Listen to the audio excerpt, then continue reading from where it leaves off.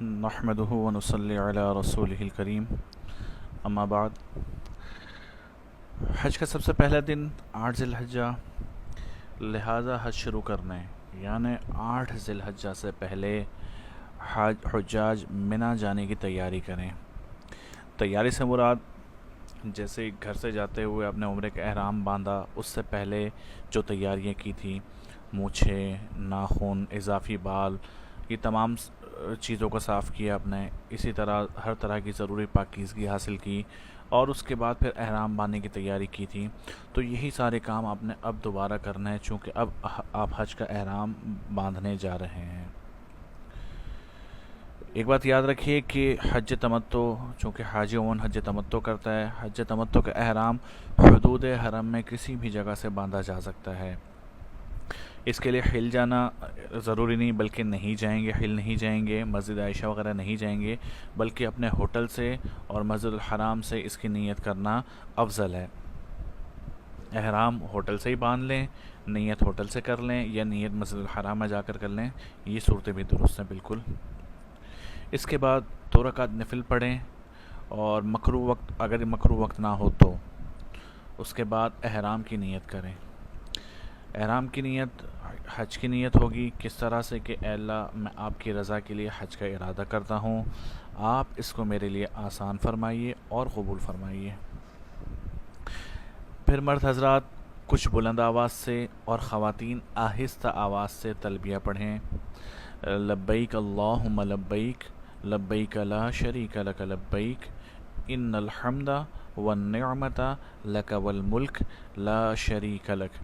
1 مرتبہ پڑھنا ضروری ہے، نہیں تو 3 مرتبہ پڑھیں۔ جب آپ نے نیت کر لی اور تلبیہ پڑھ لیا، نیت دل میں کر دینا کافی ہو جائے گا، لیکن تلبیہ کے لیے زبان ہلانا ضروری ہے، زبان سے ادائیگی ضروری ہے۔ جب تلبیہ بھی پڑھ لیا تو اب آپ پر احرام کی پابندی شروع ہو گئی اور آپ احرام میں داخل ہو گئے۔ اب آپ یاد رکھیے کہ آپ کے لیے وہ تمام چیزیں حرام ہو گئی جو عمرے کا احرام باندھنے کے بعد حرام ہوئی تھی۔ تو یہ مرحلہ تو ہمارا احرام کا تھا۔ جب احرام باندھ لیا، اس کے بعد 8 ذی الحجہ کو فجر کی نماز پڑھنے کے بعد جب سورج نکل جائے، کچھ بلند ہو جائے، تو پھر تلبیہ پڑھتے ہوئے منی کو روانہ ہو جائیں۔ یہاں ایک بات یاد رکھیے کہ آج کل رش کی وجہ سے معلمین 7 ذی الحجہ ہی ہوٹل سے آپ کو لے جاتے ہیں، لہٰذا ان سے الجھنے کی ضرورت نہیں، تعاون کریں۔ انتظامی معاملات ہے، حجاج لاکھوں میں ہوتے ہیں، تو سب کو ایک دن لے جانا ممکن نہیں ہوتا، تو اس لیے 7 ذی الحجہ کو لے جاتے ہیں تاکہ آسانی کے ساتھ تمام معاملات پورے ہو جائیں۔ تو ان سے الجھنے کی ضرورت نہیں ہے، کوئی بات نہیں، چلے جائیں، کسی طرح کا کوئی فرق نہیں پڑتا اس سے۔ منی پہنچنے کے بعد 8 ذی الحجہ کی ظہر، عصر، مغرب، عشاء اور اگلے دن کی فجر کی نماز، یہ 5 نمازیں اپنے اوقات میں منی میں جماعت کے ساتھ ادا کیجیے، یہ مستحب ہے اس طرح پڑھنا۔ تو منی میں 5 نمازیں پڑھنا مستحب ہے۔ ان نمازوں کے علاوہ جو آپ کے لمحات ہیں، وہاں فرصت کے قیمتی لمحات ہیں، اس میں اللہ کا ذکر کیجیے، قرآن کریم کی تلاوت کیجیے، بیکار کی فضول باتیں اور غیبتوں میں اس کو ضائع نہ کریں۔ جتنا موقع ملے کثرت سے تلبیہ پڑھتے رہیں، اور اس کے علاوہ اپنی زندگی کی قضا نمازیں پڑھنے کے لیے بہترین وقت ہے کہ فارغ اوقات ہوتے ہیں تو اس میں اپنی نماز قضا کریں۔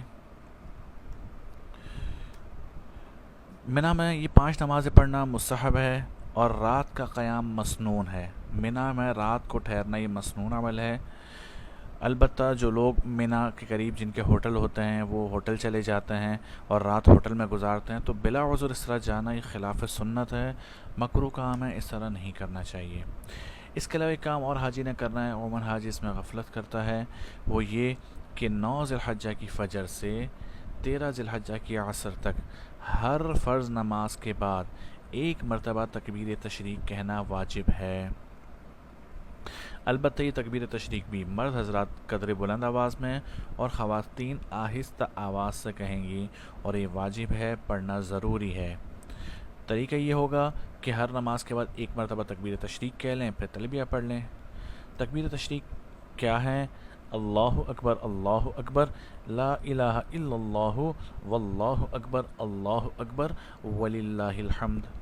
تو اس تکبیر تشریق کو ہر نماز کے بعد پڑھنے کا معمول بنائیں 9 ذی الحجہ کی فجر سے 13 ذی الحجہ کے عصر تک۔ تو یہ کچھ کرنے کے کام تھے جو حج کے پہلے دن یعنی 8 ذی الحجہ جس کو یوم الترویہ بھی کہا جاتا ہے اس دن کرنے کے کام ہے۔ اس کے علاوہ اس دن اور کوئی کرنے کا خاص کام نہیں ہے، بس ان اوقات کو قیمتی بنائیں، زیادہ سے زیادہ عبادت کریں۔ انشاءاللہ پھر اگلی کلپ میں آپ کو 9 ذی الحجہ کے بارے میں بتایا جائے گا۔ السلام علیکم ورحمۃ اللہ وبرکاتہ۔